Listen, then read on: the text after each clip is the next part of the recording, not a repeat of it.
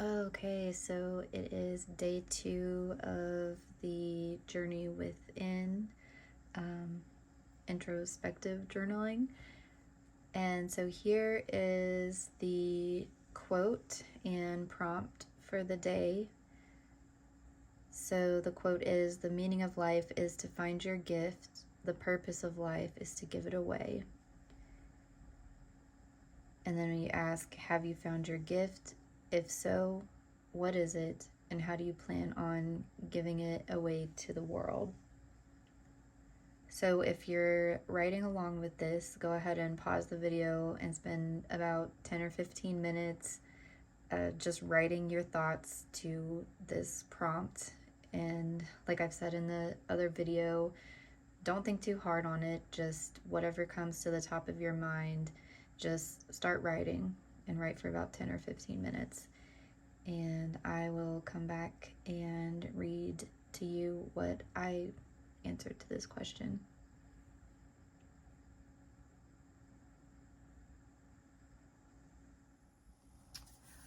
Okay, so I reviewed my response to the question. So, have you found your gift? If so, what is it? And how do you plan on giving it away to the world? So, I think this is pretty standard for kind of like introspective journals, maybe, because it's basically like, what's your purpose? And I think it's, or at least for me, it's difficult to really think about, what is my purpose in life. But so here's what I responded to that. So I said, I haven't found my gift yet, unfortunately. I think that's why I feel so lost and anxious whenever I try to slow down. As long as I keep moving forward towards some goal, which for pretty much my whole life has been to finish school, I don't have to stop and think about my purpose, since it has just been to get to the next step, but with no big overarching view of the future. Even when I was planning to go to medical school, I never really thought about what it would be like when I finished and became a doctor. I never really imagined myself being a doctor until more recently, but even now, I'm not sure that it's my gift or purpose. I have a feeling that maybe I'm meant to teach, but the thought of being in front of a class of students day after day terrifies me. Whenever I learn something new, I always get the urge to share it, but I never feel like I'm ready or qualified. I'll often think I know something only to find out later that it was wrong, or that I was looking at it from the wrong perspective. I don't know. I guess I'll just keep moving forward and see where it takes me. I hope to find my gift soon so I can start to share it. So as I was reading through that, like a lot of thoughts just came up. Okay, so where to start? So yeah, like I don't think I found my gift, and to be honest, I'm starting to wonder if I even have like one specific gift, because one thing I've noticed pretty early on in my life is that I'm interested in so many things. I don't, and my interest changes. Like I'll be super interested in something for a short time, and then I'll get like so into it, and then like literally a week or two later, I'm ready to move on to something else. And so I get scared to get committed to things because I know that my interest in something could change. So I get afraid to just choose one path and then commit to it. I don't know why that is. And I was always really jealous of some people who happen to have some just gift, but even those people with gifts, like, they weren't always like totally passionate about them. They were just things that they were good at. Like if somebody was good at music or sports or things like that, like I was always jealous that someone was just like really good at something like that, because I've never felt like I was ever just really good at anything except for school. Like the way I would study was I always just made really good grades, and even though it would be really stressful and I didn't I don't feel like I loved learning. Like I'm curious, but I don't just like love the process. I never learned how to study properly. I was always would use like the adrenaline of having assignments coming due, and I would study at the last minute, and but always happened. I was very good at memorizing. And so I could memorize everything the night before, or even in a lot of cases, the day of. I would be in my, first period class studying, trying to memorize everything I needed to for the test. And so from that perspective, from the way our school system was set up, I was seen as very smart, but I never felt like I actually knew anything. But as far as like kind of my goal, since I was good at school, I've just kept going to school. And so, I mean, I've been in school for decades now. I finished high school, I went to college for my undergrad. I honestly spent, I think, about 7 years in undergrad because uh, I went and did some internships and would come back, um, yeah, and then I took a couple years off, a few years off, a couple years off, and then went back to grad school, took a couple years off. Now I'm in the PhD program. And I wrote that thing about the medical school because initially I had no idea. When they asked me out of high school, what did I want to do? I just had no idea. And I was good. I knew that I was good at biology, and that I was interested in science. And uh, my parents, my dad, no one in my family had been to college before, but my dad was one of those people where he liked people to look at him in like, what is the word? Like prestige. He liked like people in places of prestige. So he wanted, he's one of those parents. You need to become a doctor. You need to become a lawyer. You need to become, basically those two were the things that I guess he saw as like, upper class. If you're a doctor, you're a lawyer, you're at the top, which is crazy because like even though I don't think we had totally planned on this, my sister's a lawyer now and I'm about to have my PhD. But I think in his mind, I don't think he knew that like a PhD you could be a doctor in something else besides the type of medical doctor. So that was kind of the way I was pushed. And I mean, I liked science. I was interested in learning about the human body and I was good at science. So that was kind of like where I went going into college. And I actually started college as an undecided major. And then eventually I was pushed in, or I ended up in the biology program and I minored in chemistry, and it was kind of going towards medical school. And it was like coming time, getting closer to graduation, and our department would set up like a panel where the professors would sit in and they would do like a mock med school interview. And I did that. And, I came out of it and my teacher kind of sat me down. I had one teacher, I went to kind of a small undergrad university, and so I had like a lot of the same teachers multiple times, and I knew a lot of the teachers more personally than I think most students in bigger colleges do. And she kind of sat me down and she was like, you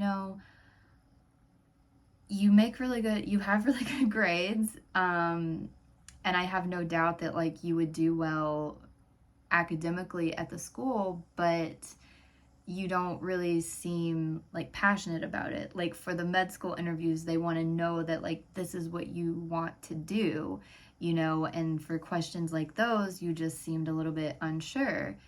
And so, after that, I was like, she's right. Like I could go to medical school and become a doctor, but is that really what I want to do? And I went like kind of through the process. Like I took the MCAT and I didn't do like amazing on it because I'm a procrastinator and I didn't study, but I also didn't do terribly on it. And I could have, put in the time and studied for it, but I didn't know what I wanted to do. And there was the opportunity when I graduated to go work at Disney, and do an internship there.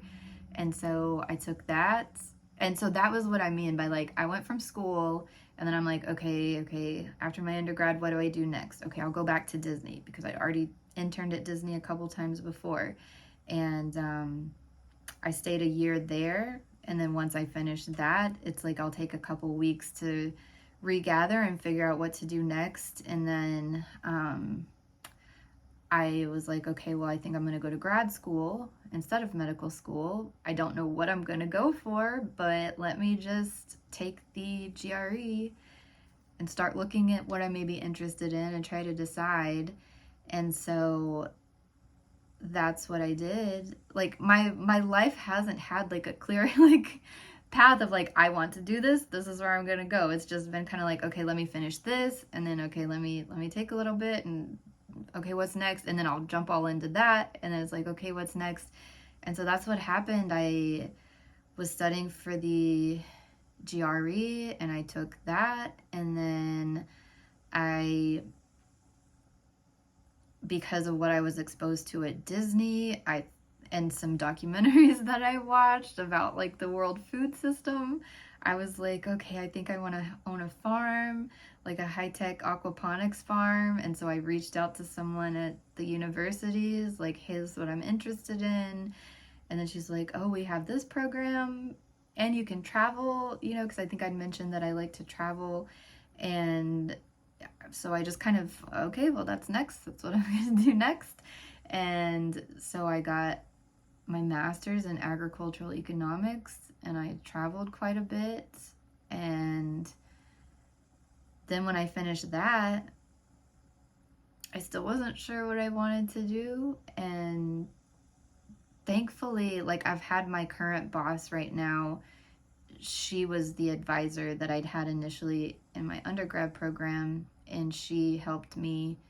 Like, honestly, she's been like my second mother, because she's really been the one to kind of lead me through like my academic career. And I've been working for her for, I don't know, 6 or 7 years, because I was a research assistant under her and then moved into my job where I'm working under her doing research. And then from there was the opportunity for me to get on a grant funded. I'm going into too much detail here, but basically the point is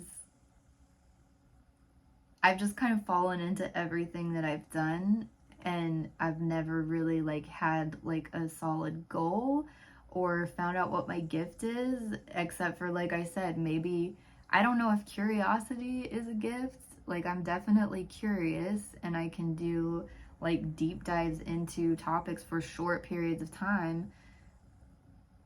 And I think that's why like my dissertation is so hard, because you've got to focus on one topic, and go deep into that for a long time and stay interested in it. But yeah, so I'm actually really glad that I didn't go to medical school back then.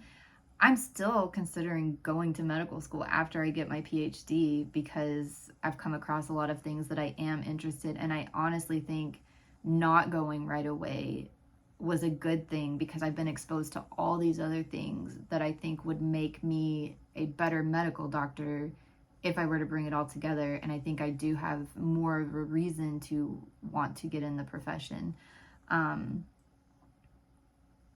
But yeah, and as far as the teaching thing, like, it's weird, because sometimes I will daydream about like being in front of a class, and it's not younger kids, and I don't know why I have these daydreams. Like, it's typically like middle school or high school kids, and like teaching them about things, and typically it's like teaching them about whatever topic I'm learning about at the time. And but I spent some time in between, kind of getting, when I graduated with my master's and PhD, I didn't know what I wanted to do for a while. And so I worked as a substitute teacher in a bigger city, and it was awful. Like, I don't know, I'm introverted, and so I can present, like, that's not a big deal if I know what I'm talking about, and it's like a group of people that want to hear what I'm talking about and are interested in the topic. That's not much of a problem for me in terms of public speaking or anything like that. But in terms of like having the classroom management, I think would be what I'm most scared of. Granted, I was subbing in Little Rock, and the schools that I was subbing were very badly managed. Like they couldn't keep teachers. This one that I was at, like I think 6 teachers had quit that semester, and it was November. And the class that I was subbing didn't have a teacher. Like they were just bringing in rotating subs through that class. And I don't know how to control a classroom. I don't know how to control kids. And so even though I don't know why I daydream about it when I don't think I would be very good at it, if that makes sense. And yeah, and also like I get terrified that I'll teach somebody something that's not right. And like I hear, and that's another thing that I'm afraid to like put a lot of stuff out. Like I know about so many things, and I've looked into so many things, and I get these urges to want to make videos about them. Like, oh my gosh, I want to make a video about this. I want to talk about this. But then there's a lot of cases that I'm glad that I didn't, because later on I come across some other things that, you know, where I thought I was so set on my opinion in something, now I have the complete, typically not the complete opposite opinion, but I see where there was faults in my original opinion. And I'm glad that I didn't like put that out there. And that's why, gosh, I'm so glad social media wasn't around when I was like younger, because I feel like I would be so embarrassed by what I would have put on there. But yeah, so I'm hesitant to share things because I know that like things, like my thoughts have changed on things. And so I don't want to share something and then later on come back and it's completely wrong. But yeah, I feel more comfortable sharing this stuff, I guess, because I'm not on here saying like this is right or this is wrong. Like this is all just like, this is how I feel about the question. It's not right or wrong, but I just wonder, like it seems like a lot of people are out questioning what their purpose is or what is their gift, and it doesn't seem like that many people have actually found their gift or are in a profession that's their passion or are doing what they're passionate about. And it seems like a lot of the people that do seem to feel like they found their passion in life, it's more artistic type stuff. And I know 100% I am not artistic, musically, you know, anything like that. Like I don't. So for people that aren't like creative in that way, in terms of like making art or drawing or music or those kind of like creative outlets, like it seems like they're dancing, you know, I've tried all of that, honestly. Like I took dance class, I played a lot of instruments, I took voice lessons, you know, I knew I was really bad at painting and drawing, so I never even jumped into that. But every time I did, I'm like, my mind doesn't think that way. Like in music, I played piano for years, but you know, there's a difference between those people that are more analytic minded, that I could play scales all day, I could play them fast, I could, you know, memorize the music, I could play the music, but there's a difference between someone who can just play the music and someone who can play, you know, who actually can play, who there's just, you know, there's something different that they have that I don't have. Like, I know that, like, I'm just, you know, so, and I feel like the people that are into those kind of creative things, they have a lot of passion about it. And I don't know, like my interests just keep changing. But maybe we're not supposed to find like one gift. Maybe for some people it's better to have multiple gifts, you know, where maybe you're not like a complete expert or like the best in it, but I don't know.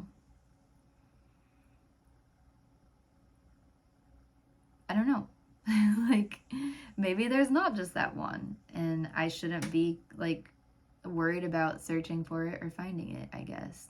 But Anyway, that's what came up for me whenever I read this question. So I don't know if something different came up for you. Feel free to share it. I don't know. Does anybody like feel like they found their gift? Or is everybody else just kind of like me, just feel like you're constantly searching and just moving from one step to the next without having some like big major goal over the top? Oh, and I want to say one other thing that I was thinking about earlier with this.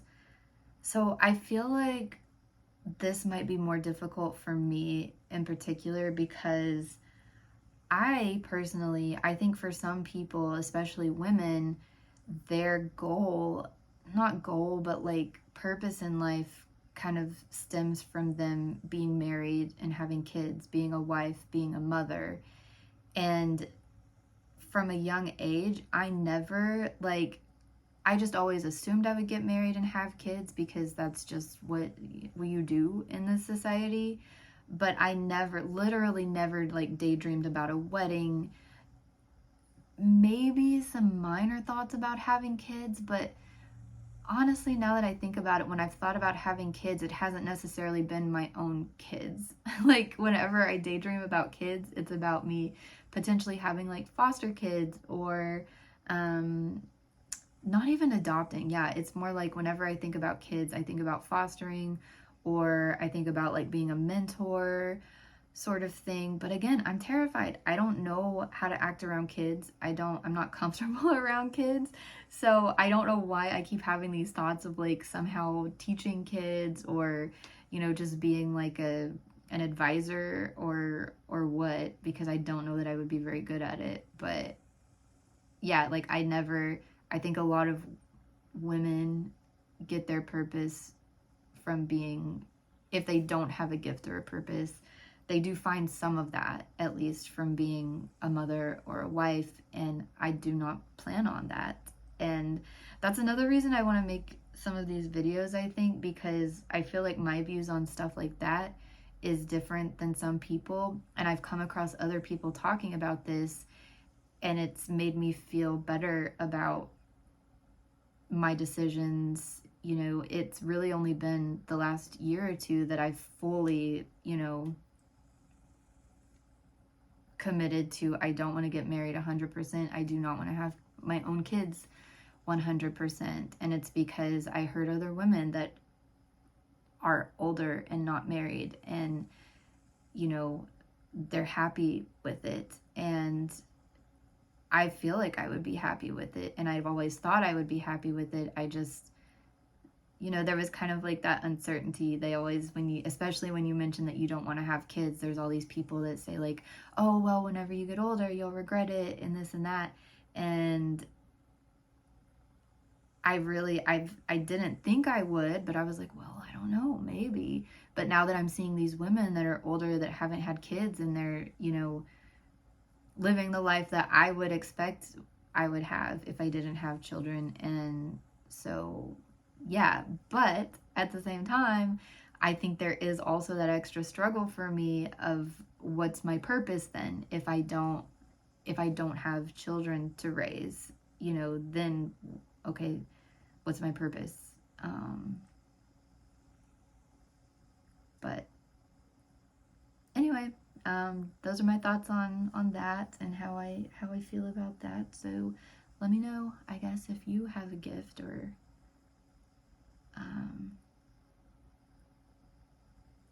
what you think the meaning of life is, and is it okay to have one big goal, or are you like me and you have multiple goals?